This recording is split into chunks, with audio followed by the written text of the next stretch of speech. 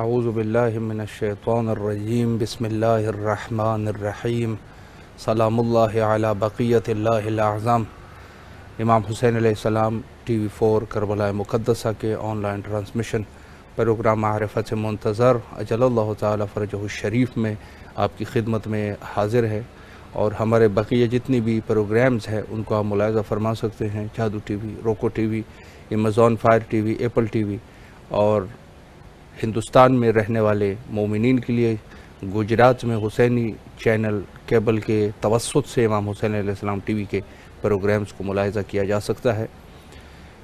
ہماری گفتگو کا سلسلہ امام زمانہ علیہ السلام کے عنوان سے ہے، اور آج انشاءاللہ آج کے اس ایپیسوڈ میں کوشش کرتے ہیں کہ منتظرین امام زمانہ علیہ السلام کے اوپر گفتگو کی جائے، اور ان افراد کے اوپر جو ظہور امام زمانہ علیہ السلام کے منتظر ہیں۔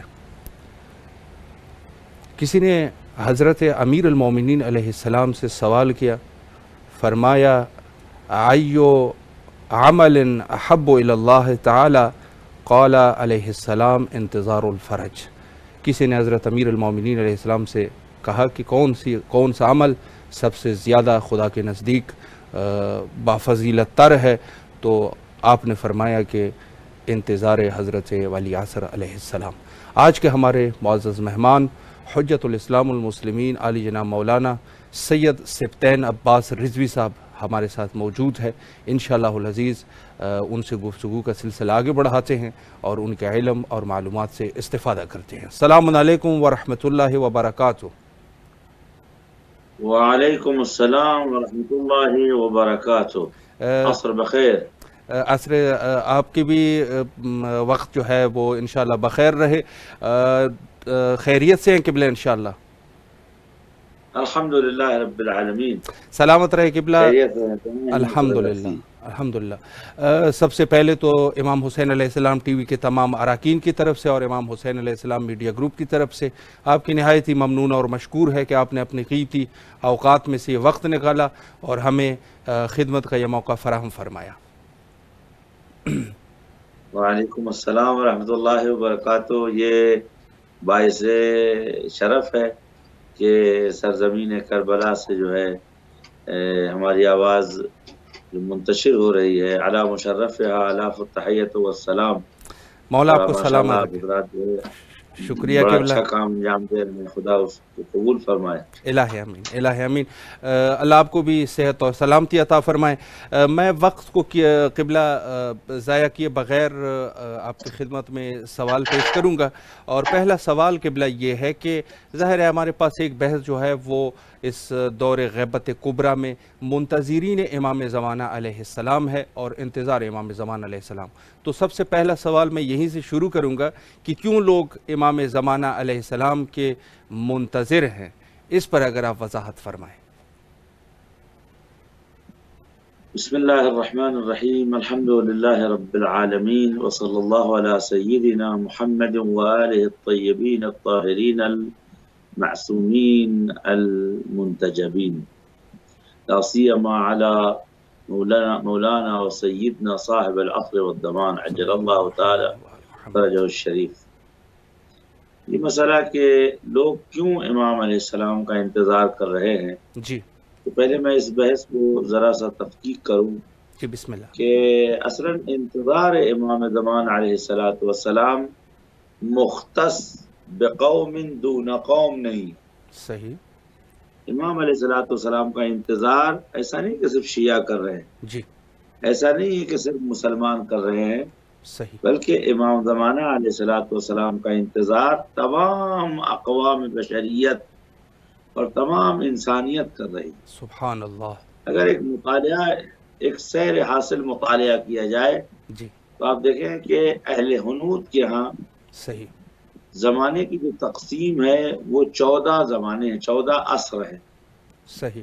ان 14 عصر میں سے سب سے بھیانک زمانہ جو ہے وہ کل یگ ہے، جس کو عصر سیاہ، عصر السوداء جسے کہتے ہیں، جی جس میں برائیاں پھیل جائیں گی، ظلم و جور منتشر ہو جائے گا، عدالت اور انصاف کی کوئی خبر نہیں ہوگی، مجرم منصف ہوگا، منصف مجرم ہوگا، صحیح دنیا میں خون بہانا پانی سے بہانے سے آسان ہوگا، یہ ہندوؤں کا کیا ہے؟ صحیح اصول کو کہتے ہیں کہ یہ عصر سیاہ یا کلیوگ تب ختم ہوگا جی کہ جب کالکی اوتار ظہور کرے گا، صحیح یعنی زمان سیاہ میں خداوند عالم کی تجلی کا ظہور ہوگا۔ صحیح اور عجیب یہ ہے کہ میں نے خود جو ہے امر کنٹھک میں جی مدھیہ پردیش میں ایم پی میں جہاں کے اوپر دریائے نرمدا ختم ہوتی ہے، وہاں 14 اوتاروں کے الگ الگ معبد ہیں اور صحیح تصویریں ہیں، صحیح لیکن کالکی اوتار کی تصویر جو میں نے دیکھی وہ ہندوازم کے بالکل خلاف ہے، کیونکہ صحیح ہندوازم میں لوگ جو ہے گائے پہ بیٹھتے ہیں، ہاتھ جی میں ان کے جو ہے ترشول ہوتا ہے، بالکل لیکن کالکی اوتار کا جو چہرہ ہے وہ عجیب ہے، امامہ سر کے اوپر ہے، ہاتھ میں عجب تلوار ہے، صحیح گھوڑے پہ سوار ہے، جبہ پہنے ہوئے ہیں۔ عربی لباس لہذا ہندو حضرات بھی انتظار کرتے ہیں کہ رام راج ہوگا، یعنی حکومت عادل۔ صحیح اسی طریقے سے انگریز اس بات کا انتظار کرتے ہیں، عیسائی حضرات، کہ عیسیٰ علیہ السلام تشریف لائیں گے اور صحیح دنیا کو عدل انصاف سے بھر دیں گے۔ خود حضرت اہل تورات و یہود و نصارہ اس بات کا انتظار کرتے ہیں کہ حضرت دانیال و عشعیاء و حضرت موسیٰ و تشریف لے آئیں گے اور دنیا کو عدل انصاف سے بھر دیں گے۔ اللہ اسی طریقے سے جو غیر آسمانی مذہب ہیں جیسے ریڈ انڈینس ہیں، جی وہ آج تک جو ہے وہ اپنے پروگرام کرتے ہیں جنگلوں میں اور کہتے ہیں کہ ایک دن ایسا آئے گا کہ عصر طبیعت، عصر نیچر اور سرسبزی کا زمانہ لوٹ کے آئے گا، اور اس وقت جو ہے بھیڑ اور بھیڑیا اور شیر اور بکری ایک گھاٹ پہ پانی پیئیں گے۔ لہذا دنیا میں کوئی ایسی موجود نہیں ہے کہ جو امام کا انتظار نہ کرتی ہو۔ کیوں؟ اس لیے کہ کچھ الفاظ زبانوں نے طے کیے ہیں، صحیح جیسے کب تک، صحیح جیسے آخر کب تک، کیسے ہوگا، جی کیوں کر، ایسا کیوں ہوتا ہے، کیوں ایسا نہیں ہوتا، یہ وہ الفاظ ہیں جو تمام زبانوں کے اندر ہیں۔ یہ لماذا اور کیوں، یہ اس لیے ہے کہ انسانی فطرت جو ہے منکر ہے، عابیت من الظلم، صحیح ظلم سے منکر ہے۔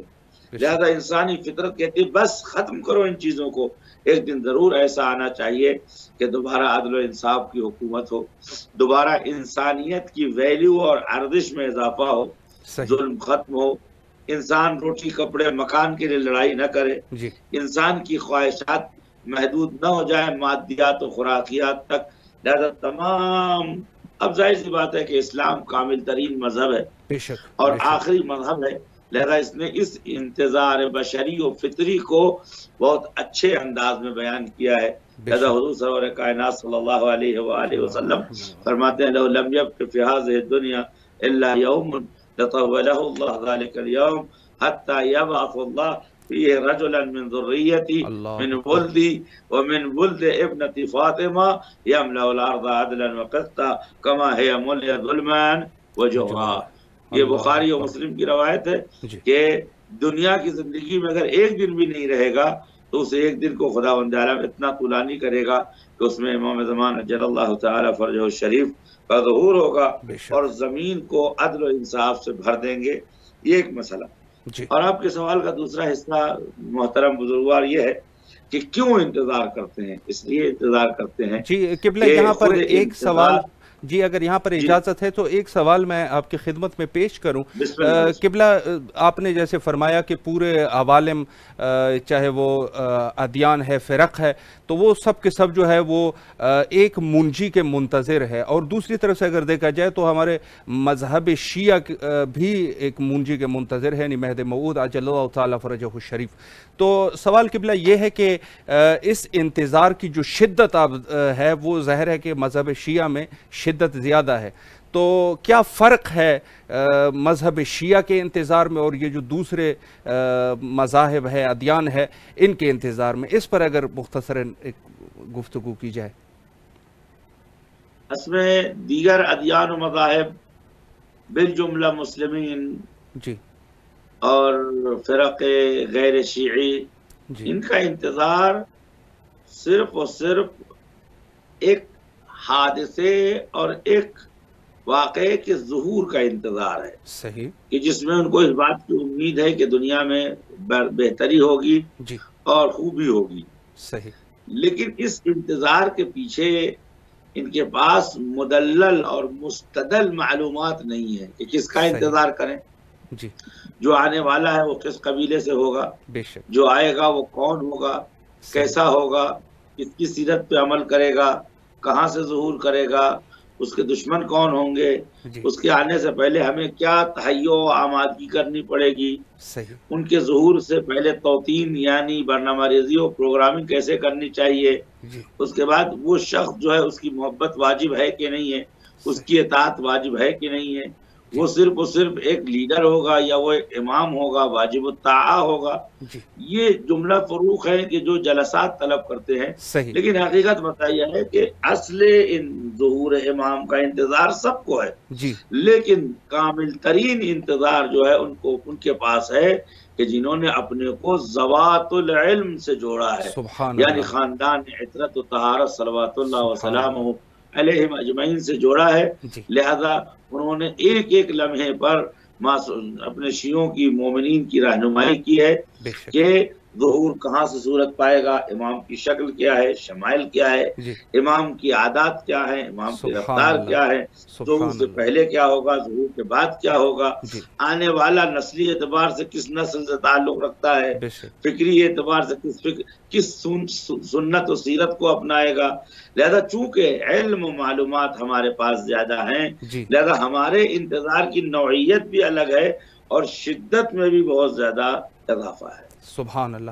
اگلا سوال قبلہ آپ کی خدمت میں عرض کروں کہ ظاہر ہے کہ مومنین کے ذہنوں میں یہ سوال ضرور ہوگا کہ آخر انتظار کی کیا ضرورت ہے؟ ظاہر ہے کہ ہر کام جو انسان کر رہا ہے تو اس کی کوئی نہ کوئی ضرورت ہوتی ہے، کوئی حکمت ہوتی ہے، تو سوال اگر کچھ ایسے میں کروں تو بہتر ہوگا کہ ظہور امام زمانہ علیہ السلام کیوں ضروری ہے، اس پر بھی اگر ایک وضاحت ہو جائے۔ دیکھیے اس کا مسئلہ یہ ہے کہ امام کے ظہور کی ضرورت کیوں ہے جی اور امام کا ظہور کیوں ضروری ہے، دو سوال ہیں۔ جی پہلے سوال کا مختصر جواب یہ ہے، انشاءاللہ اس سلسلے میں جلسات اگر تشکیل پائیں جی تو جی ان مسائل کے اوپر سہل حاصل بحث ہو سکتی ہے انشاءاللہ کہ امام کی انتظار کی ضرورت کیوں انتظار کیا جائے۔ صحیح اصل میں انتظار جو ہے وہ سازگار اور سازندہ ہے، صحیح یعنی اگر انسان کی زندگی میں امید بے آئندہ نہ ہو، جی اگر مستقبل کا انتظار نہ ہو تو یہ زندگی عبوس و قمطریرہ یعنی مایوسی اور قنوطیت کا شکار ہو جاتی ہے۔ بے شک لہذا آج اس زمانے میں وہی لوگ کامیاب ہیں کہ جو وش رکھتے ہیں، حاجات رکھتے ہیں، خواہشات رکھتے ہیں اور ہر فردہ پر، ہر آنے والے غد اور کل کے اوپر وہ صحیح امیدوار ہوتے ہیں، لہذا اصل ظہور کا تعلق امیدواری سے ہے۔ بے شک اسلام نے اس نقطے کو اس لیے ضروری کیا ہے کہ اس کے مقابلے میں دوسرا نقطہ ہے جو اس وقت پہلے یہودیوں کے بھی تھا، لیکن اب جی وہ یہودی و عیسائی بدل چکے ہیں شیطان پرستی میں، بے شک بدل چکے ہیں فری میسنریز میں، بے شک لہذا اب ان کے ہاں سسٹم بدلا ہوا ہے، اب انہوں نے انسان کو امید سے یاس کی طرف لے جانا شروع کیا ہے، بے شک ایسی ہے لہذا بالکل ان کے تمام چینلز، جی تمام ٹیوٹرز، ان کے تمام مکتوبات اور ان کے تمام میڈیاز، چاہے وہ سمیع و بصری ہو جی یا جو ہے وہ لکھنے والے اور پڑھنے والے قلم کا میڈیا ہو یا زبان اور صحیح تصویر کا میڈیا اور سیٹلائٹ چینل، سب ایک ساتھ اس بات کی طرف لوگوں کو تبلیغ کر رہے ہیں، لوگوں تک یہ پروپیگنڈا کر رہے ہیں کہ دنیا روز بروز بدتر ہوتی جائے گی، جی دنیا میں روز بروز خرابی ہوتی جائے گی، جی بالکل اس دنیا کا کچھ ہونے والا نہیں ہے۔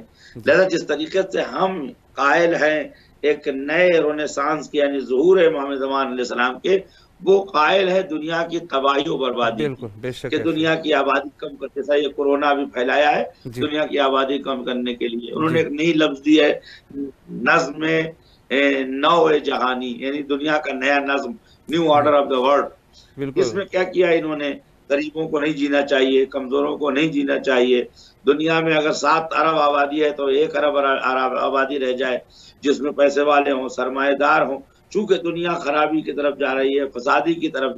آپ دیکھیں کہ یورپین ممالک میں خودکشی کا جی جو ریشو ہے، جی انتحار کا جو ریشو ہے، جی وہ تقریباً 25% انتحار کا ریشو ہے. یعنی صحیح. روزانہ کم سے کم 2500 آدمی یورپ میں خودکشی کر رہے ہیں. اسی طریقے سے جہاں جہاں بھی آواز پہنچ رہی ہے، چاہے وہ ہندوستان ہو، شرق ایشیا ہو، جی غرب ایشیا، ان علاقوں میں بھی مایوسی پھیل رہی ہے اور لوگ خودکشی کر رہے ہیں.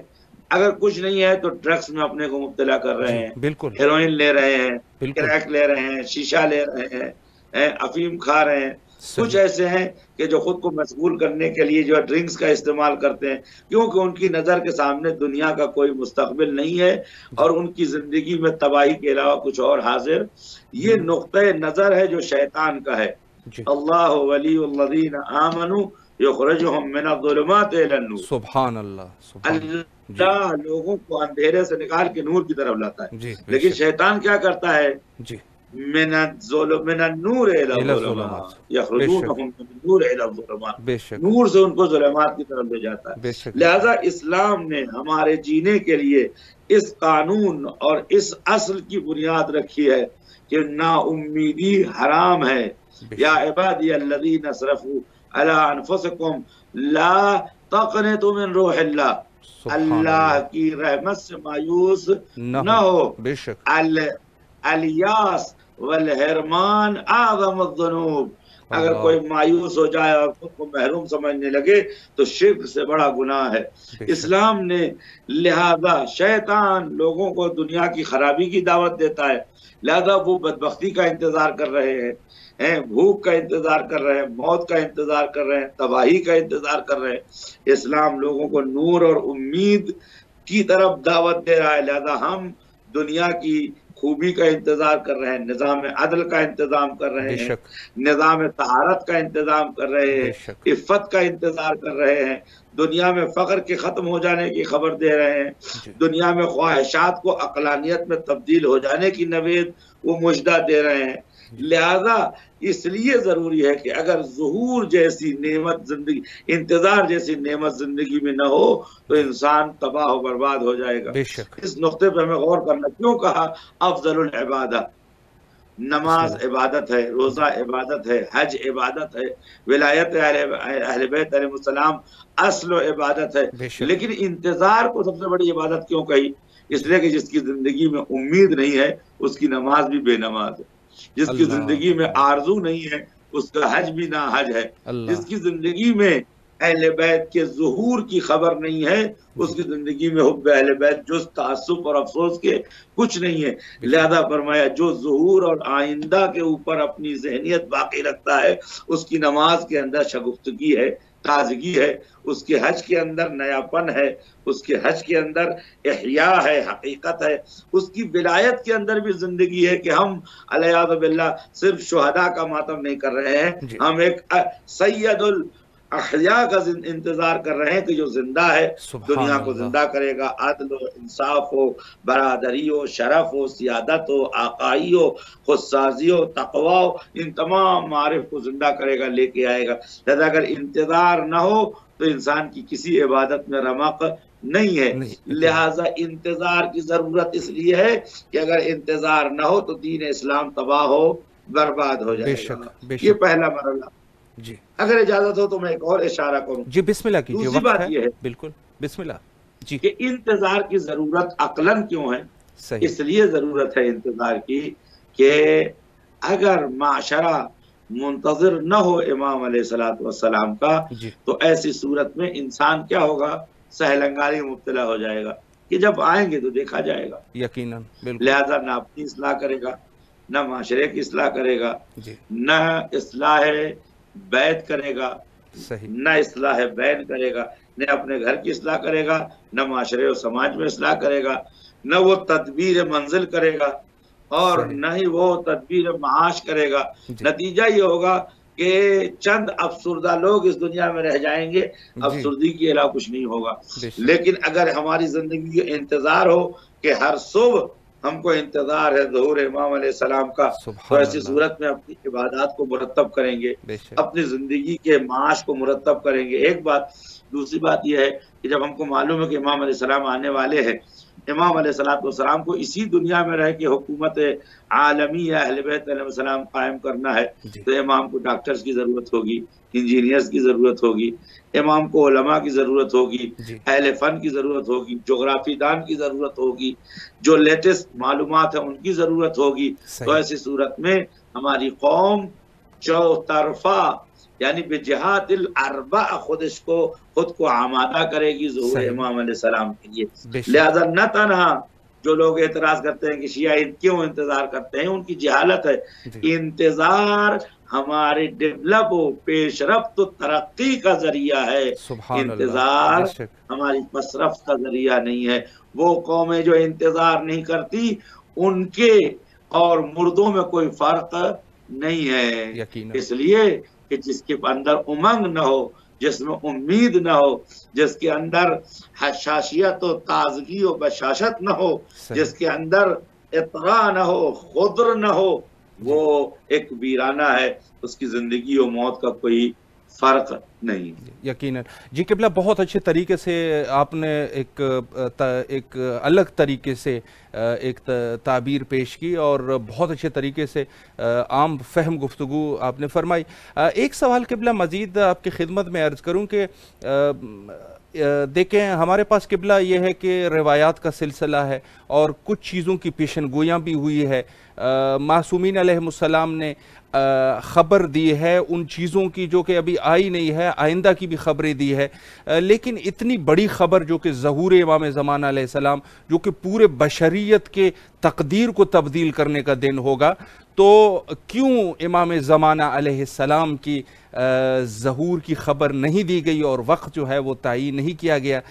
اس پر اگر آپ وضاحت فرمائیں. جی بسم اللہ، الحمدللہ رب العالمین. اس مسئلے میں بھی بہت اچھا سوال ہے اور عام ذہنوں میں یہ سوال آتا ہے. جی تو یہ سوال گرچہ مختصر ہے لیکن اس کے جواب بہت طولانی ہے، لیکن میں کوشش کروں گا کہ مختصر وقت میں اور منضبط وقت میں اس کو تمام کروں. بسم اللہ. دیکھیے ایسا ہے کہ جو مہم چیزیں ہوتی ہیں، جو اہم چیزیں ہوتی ہیں، اس کا وقت معین نہیں کیا جاتا. صحیح. اور جس کا تعلق ایک عظیم ہدف اور مقصد سے ہوتا ہے، جی، اس کا وقت معین نہیں کیا جاتا. مثال طور پر قیامت. جی. یسألونک ایان یوم القیامہ. صحیح. ایان مرساہا.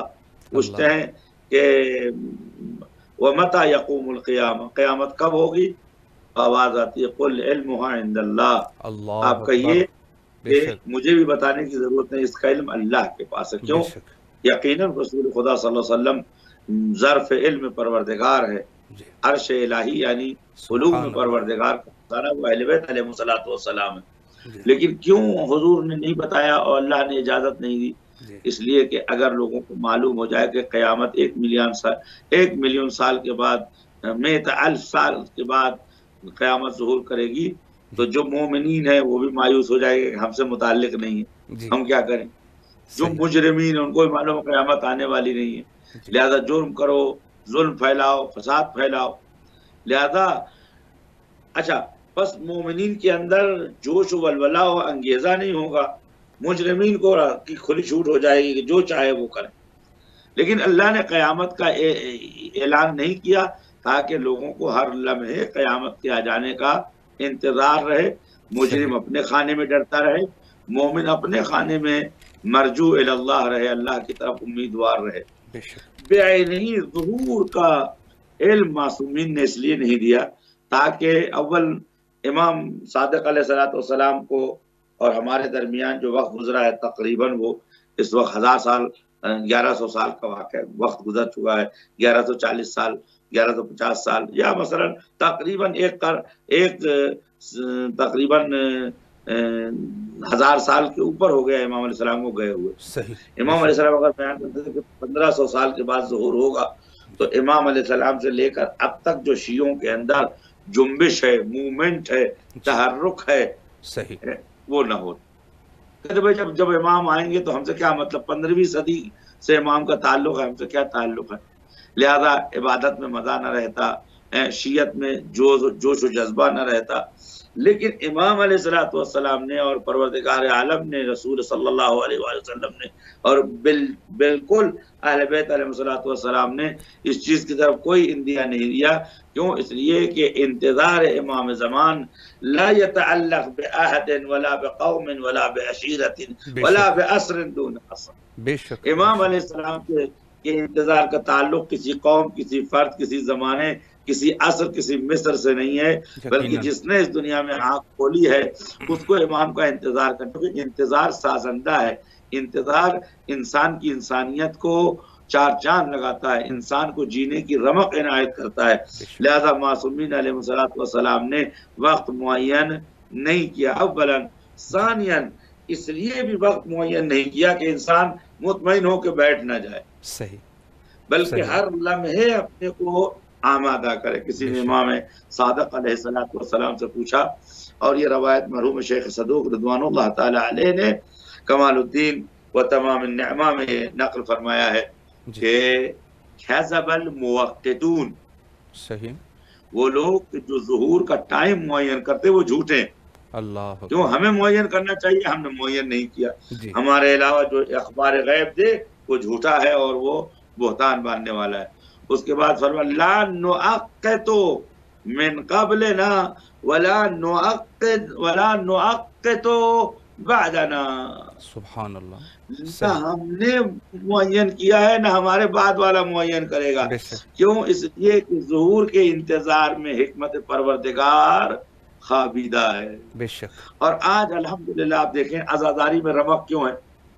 جی، ہم جب ممبر پہ بیٹھتے ہیں یا ماتم کرتے ہیں یا تابوت اٹھاتے ہیں، جلوس لے کے نکلتے ہیں، تو اس امید کے ساتھ کہ صاحب الزمان عجل اللہ تعالیٰ فرجہ شریف ہمارے درمیان ہے، ہو سکتا ہے ابھی آ جائیں، ہو سکتا ہے جلوس کے بعد آ جائیں۔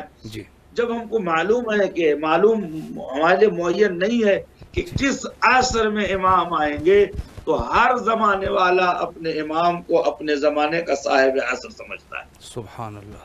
اسی لیے فرمایا گیا کہ صاحب العصر والزمان، یعنی ہر زمانے کا صاحب امام علیہ السلام۔ لہذا امام کا انتظار اس لیے وقت معین نہیں کیا گیا تاکہ لوگ سہلنگاری، سستی اور تباہی میں مبتلا نہ ہو۔ نتیجتاً جس چیز کی طرف ائمہ ہمیں سوق دے رہے ہیں کہ ہمارے اندر نشاط ہونا چاہیے، وہ نشاط انخباط میں تبدیل ہو جاتی۔ لہذا چونکہ وجہ کیا ہے؟ کیونکہ پوری دنیا میں جو قوم دنیا کو جنب و جوش، اسپرٹ، پاور، طاقت دیتی ہے وہ قوم تشیع ہے۔ آج پوری دنیا میں آپ دیکھیں ظالموں کے خلاف کون قیام کر رہا ہے؟ آپ پوری دنیا میں دیکھیں کہ دنیا میں مظلومین کے ساتھ کون کھڑا ہوا ہے؟ کون ایسی قوم ہے جو خودکش حملوں میں مبتلا نہیں ہے؟ کون ایسی قوم ہے جو انسانوں کو مارنے میں جہاد نہیں سمجھتی؟ کون ایسی قوم ہے کہ جو جب بھی جلوس اور پروگرام کرتی ہے وہ غذا بانٹتی ہے، رزق بانٹتی ہے؟ یہ بتانا چاہتے ہوئے ہم دوسروں سے الگ ہے۔ کیوں؟ اس لیے کہ ہمارے یہاں زندگی کا شعار ہے، موت کا شعار نہیں ہے۔ ہم دنیا نئی زندگی کا انتظار کرنے والے، اور اگر ہم ہی سو گئے تو ایسی صورت میں دوسروں کو کیا بیدار کریں گے؟ لہذا اللہ تعالیٰ نے اور اس کے اولیاء کرام نے وقت ظہور کو معین نہیں کیا ہے تاکہ ہم ہمیشہ بیدار رہیں، ہوشیار رہیں، اور پوری دنیا کو یہ سوچنے پہ مجبور کر دیں کہ امام علیہ السلام کا تعلق ہم سب سے ہے۔ اور اسی لیے دیکھیے حکم ہے کہ فی صبیحۃ کل یوم الجمعہ ان تخرجوا من بیوتکم، اپنے گھروں سے نکلو۔ اس کے بعد آواز آئی کہ اپنے انتہیوا صلاحکم، اپنے اسلحوں کو آمادہ کرو، اپنی سواریوں کو آمادہ کرو، بلکہ آمادہ باش کے طور پر شہر سے تھوڑا باہر نکلو تاکہ دنیا کو معلوم ہو کہ یہ قوم لمحہ بلمحہ، وقتاً فوقتاً، وقفہ فوقفہ جو ہے ایک آنے والے کا انتظار کر رہی ہے۔ کیوں ایسے دعائے ندبہ کیوں؟ زیارت آل یاسین کیوں؟ السلام علیکہ علی حق الجدید بعد ہر نماز کیوں اس دعائے فرج کو فرمایا اکثروا دعاء الفرج فإن فرجنا فرجکم؟ فرمایا اللہم کل ولیک الحجۃ ابن الحسن یہ ساری دعائیں کیوں قرار دی گئی ہیں اور یہ ساری سفارشیں کیوں؟ اس لیے کہ ہم قنوتیت کا شکار نہ ہو جائیں، بلکہ ہمارے اندر جنب و جوش ہو، حیات ہو، زندگی ہو، مومنٹ ہو، تاکہ دوسری قوموں کو بھی ہم حیات دے سکیں۔ لہذا معصومین علیہ السلام نے علم ظہور کو پنہاں رکھا ہے خداوند عالم کے حکم سے۔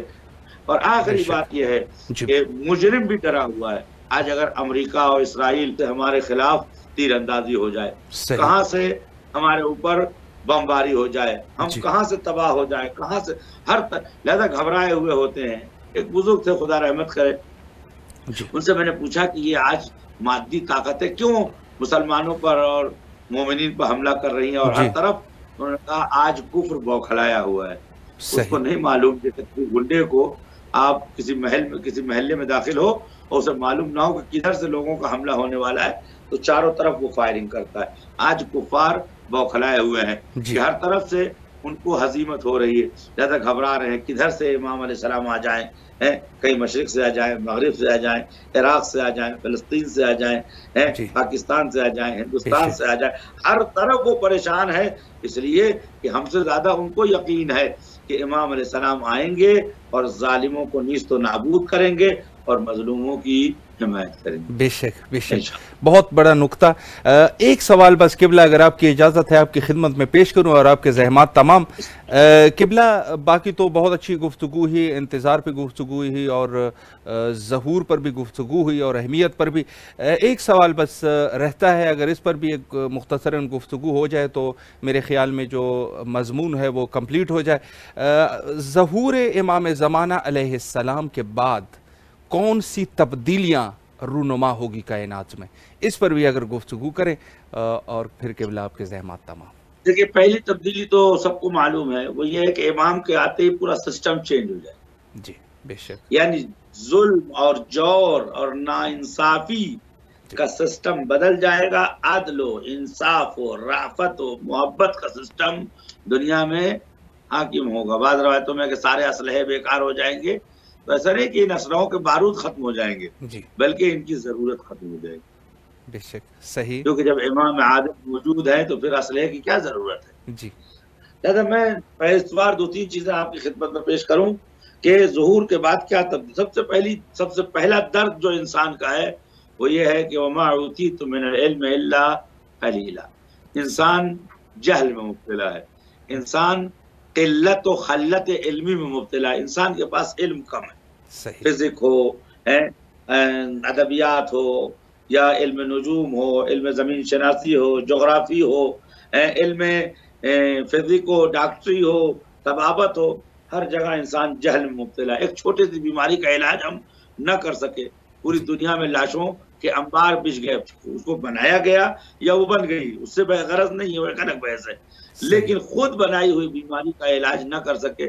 آج دنیا کے اسٹینڈرڈ دھرے رہ گئے، آخر میں اسی ماسک اور گھر کے اندر بیٹھے رہو اور ان مسائل میں مبتلا ہیں۔ یعنی انسان کے پاس علم کم ہے، اس کا علاج کب ہوگا؟ ظاہر سی بات ہے کہ یہ دانشگاہیں، یہ علوم علم کی تشریح تو کر سکتی ہیں لیکن علم نہیں دے سکتی ہیں۔ علم دینے کے لیے انا مدینۃ العلم وعلی بابها فمن اراد المدینۃ والحکمۃ فلیاتها من بابها، اللہ اکبر، وادخلوا البیوت من ابوابها واتقوا اللہ۔ میں شہر علم ہوں، علی اس کے دروازہ، جس کو علم و حکمت چاہیے وہ در علم پہ آئے، علم پہ آئے۔ لہذا سب سے پہلی تبدیلی جو ہوگی وہ امام علیہ السلام کے زمانے میں وہ شکوفائی علمی ہے۔ صحیح صحیح، علم شکوفا کرے گا، علم پھیلے گا۔ امام محمد باقر علیہ السلام ارشاد فرماتے ہیں کہ جب امام زمانہ علیہ السلام تشریف لے آئیں گے تو معارف بشری اوج پر پہنچے گا، اور تمام علوم جو طول بشریت و حیات بشری میں انسان کے پاس تھے وہ تطفل ابتدائی ہوگی۔ امام جعفر صادق علیہ السلام ارشاد فرماتے صلوات اللہ سلام علیہ کہ ابھی تک آدم علیہ السلام سے لے کر ابھی تک جو دنیا میں علم آیا ہے وہ 2 حرفوں کا ہے۔ جو بھی توضیح و تفسیر و تعلیف کی گئی ہے وہ انہی 2 حرفوں کے اوپر ہے، جی اور اصل علم 27 حروف پر مبتنی ہے۔ اللہ اکبر۔ امام علیہ السلام جب آئیں گے تو ان 25 حروف کے علوم کو لے کے آئیں گے اور ان 2 حروف کے علموں کو بھی کامل کریں گے، اور ایسا ہو جائے گا کہ ہمارے چھٹے امام فرماتے ہیں کہ ان اللہ تعالی یضع یدہ علی رؤوس الاشہاد، پروردگار عالم اپنے دست رحمت کو لوگوں کے سروں پہ پھیرے گا، ایسی صورت میں لوگوں کی عقلیں کامل ہو جائیں گی اور لوگ آخری علم تک پہنچ جائیں گے۔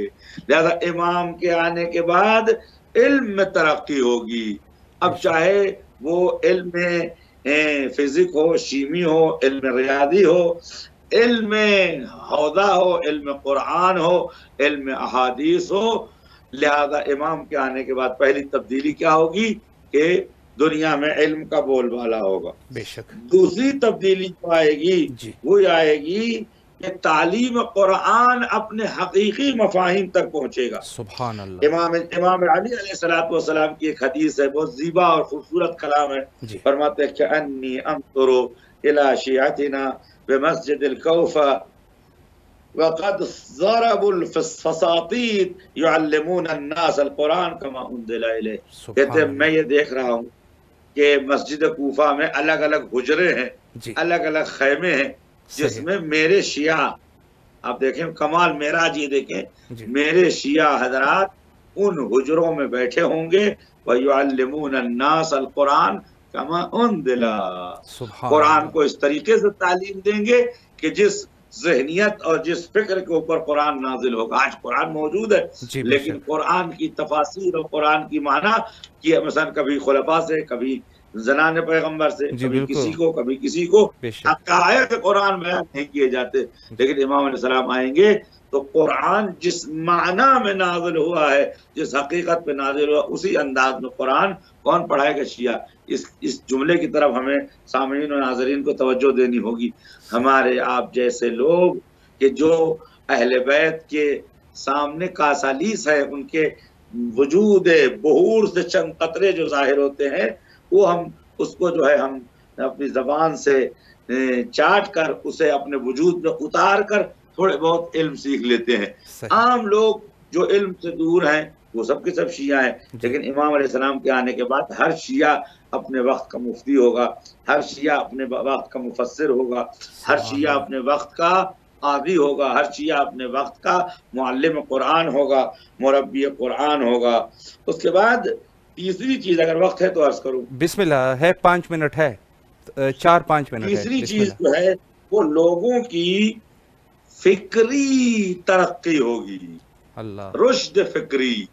صحیح۔ آج دنیا کہاں سب سے بڑا مسئلہ انسان کا کیا ہے؟ روٹی، کپڑا اور مکان۔ جی بالکل۔ آج دنیا میں 80% جو پیسے خرچ ہو رہے ہیں لوگوں کے شہوت کے اوپر خرچ ہو رہے ہیں۔ جی بالکل۔ لباس پہنیں گے تاکہ شہوت کو بغیر کھایا جائے، خوراک کھائیں گے، گھر بنائیں گے، یعنی انسان کو پیدا کیا گیا تھا بعنوان موجود ملکوتی، انسان ہو گیا ایک موجود مادی، چونکہ فکر کے اندر انحطاط ہوا۔ امام علیہ السلام فرماتے ہیں کہ فکر کے اندر اس طریقے سے ترقی آئے گی۔ بسم اللہ الرحمن الرحیم، امام محمد باقر علیہ السلام ارشاد فرماتے ہیں اذا قام قائمنا وضع اللہ یدہ علی رؤوس العباد، جب ہمارے قائم کا ظہور ہوگا جل اللہ تعالیٰ فرجہ شریف، جی تو اللہ تعالیٰ بندوں کے سروں پہ ہاتھ رکھے گا، فجمع بها عقولهم، ان کی منتشر فکروں کو جمع کر دے گا۔ سبحان اللہ۔ حواس پرتی، فراموشی، کھیل، افترا، جہالت، یہ سب برطرف ہو جائے گی۔ وَكَمُلَتْ بِهِ أَحْلَامُهُمْ، اور ان کی عقل اور سوچ کمال کو پہنچے گی۔ اور میں ایک مثال دوں آپ کو کہ سنی عالم ہے کہ جس نے بڑی اچھی کتاب لکھی ہے، الامام ثانی عشر علی مقدسی نے، جی اس نے یہ لکھا ہے کہ جب امام علیہ السلام تشریف لے آئیں گے تو آپ کے کورٹ میں، آپ کے محکمے میں ایک مقدمہ ڈالا جائے گا۔ مقدمہ یہ ہوگا کہ ایک فقیر ایک توانگر کے خلاف شکایت کرے گا، وہ کہے گا کہ یا صاحب الزمان اجل اللہ تعالیٰ فرجہ شریف، مجھ پر وقت ظلمنی ھذا، اس امیر آدمی نے مجھ پہ ظلم کیا ہے۔ امام پوچھیں گے ما ظلمک، کیا ظلم کیا ہے؟ جی تو وہ کہے گا قد ثقلنی بالذهب والفضة، اس نے اتنا سونا چاندی مجھے دے دیا ہے کہ میں اٹھانے سے قاصر ہوں، یہ ظلم ہے۔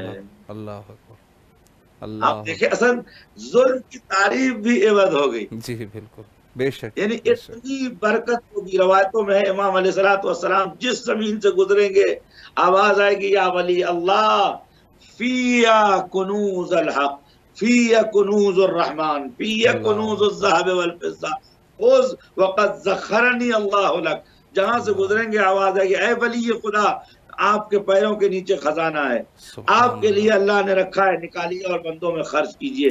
نتیجہ کیوں؟ اس لیے کہ دنیاوی نعمتوں کو اتنا ان کے حوالے کر دیں گے وہ عاجز آ جائیں گے اور کہیں گے فرزند رسول اب ہمیں ترقی کی بات سکھائیے، ہم کھانے پینے سے تھک چکے ہیں، اب ہمیں اس عالم کی سیر کرائیے جس عالم کی سیر کرنے کے لیے علیہ السلام فرماتے تھے سلونی سلونی قبل ان تفقدونی ہا ہونا علما جما، یہاں علم کا سمندر ٹھاٹھے مار رہا ہے، انا حاملہ کہاں ہے اس کا اٹھانے والا؟ امام علیہ السلام آئیں گے تو حاملان علم، یہی اہل مادہ حاملان علم میں تبدیل ہو جائیں گے، اور امن و امان دنیا میں پھیلے گا۔ امیر المومنین علیہ السلام فرماتے ایک خاتون عراق سے نکل کر شام تک جائے گی یا دنیا کے اس کونے سے اس کونے تک جائے گی بے جمیع زخارفہا، تمام زخارف کے ساتھ، فَإِنَّهَا لَا تُخَافِ، اس سے ہرگز ڈر نہیں ہوگا، وَلَا بِصَبْعٍ وَلَا بِقَطْعٍ، نہ کسی چور ڈاکو کا ڈر ہوگا نہ کسی درندے کا ڈر ہوگا۔ امام کے آنے کے بعد امن و امان دنیا میں پھیلے گا۔ اور آخری باتیں بہت سی ہیں لیکن وقت کم ہے، وہ یہ ہے جو ہمارے آپ کے مجدہ نوید ہے، وہ یہ ہے کہ اعتماد اتنا بڑھ جائے گا مومنوں کا آپس میں کہ جیسے دو بھائی آپس میں اعتماد کرتے ہیں، سبحان اللہ، جیسے پدر و پسر آپس میں اعتماد کرتے ہیں، امام کے آنے کے بعد ایک دوسرے کا اعتماد اتنا بڑھ جائے گا۔ روایت ہے امام محمد باقر علیہ السلام کی کہ آپ دیکھیں حد اعتماد کہاں پہنچا ہے۔ اتی الرجل الی کیس اخی، انسان بلا اجازت کے بغیر کسی خوف و اندیشے کے اپنے بھائی کے پرسنل اکاؤنٹ یا اس کی جیب یا اس کی تھیلی میں ہاتھ ڈالے گا، فَيَأْخُذُ حَاجَتَهُ فَلَا يَمْنَعُهُ، اور اپنی حاجت کو اس کی تھیلی سے کر لے گا، وہ اسے روکے گا نہیں۔ جیسے آپ کا بیٹا آپ کی جیب سے پیسے نکالتا، آپ نہیں مانگے، بیٹا ہے آپ کا حق ہے۔ جیسے آپ کے والد کہتے بھئی ذرا پیسے لے آؤ، آپ ہاتھ جوڑ کہتے سرکار یہ آپ کا ہے رکھیے۔ اس زمانے میں مومنین کے دلوں میں اتنی قربت اور نزدیکی بڑھ جائے گی کہ میرا تیرا نہیں رہ جائے گا، اپنا پرایا نہیں رہ جائے گا، اس کا اس کا نہیں رہ جائے گا۔ وقت جو ہے وہ ختم ہو چکا ہے، تم اپنے علاوہ دوسروں کے مقابلے میں دست واحد ہو جاؤ، تاکہ جب امام علیہ السلام آئیں تو فرق کرنا مشکل ہو جائے کہ کون کس کا رشتہ دار ہے اور کون کس کا رشتہ دار نہیں ہے۔ اسی لیے فرمایا کہ وَأَفْعِدَةٌ تَهْوِي عَلَيْهِمْ، ان کے دل ایک دوسرے کی طرف مائل ہو جائیں۔ وَأَصْبَحْنَا بِنِعْمَتِهِ إِخْوَانًا، بے شک قبلہ وقت جو ہے وہ ختم ہو چکا ہے۔ جی شکر گزار ہے آپ کے، بہت اچھی گفتگو آپ نے فرمائی۔ دل تو نہیں کر رہا کہ بات کو ختم کریں، انشاءاللہ کسی اور جلسے میں آپ کی خدمت میں ضرور رہیں گے انہی کلمات کے ساتھ۔ قبلہ فی امان اللہ، خدا حافظ۔ جی یہ تھے ہمارے ساتھ عالی جناب حجت الاسلام والمسلمین سید سبطین عباس رضوی صاحب، بہت عالمانہ گفتگو۔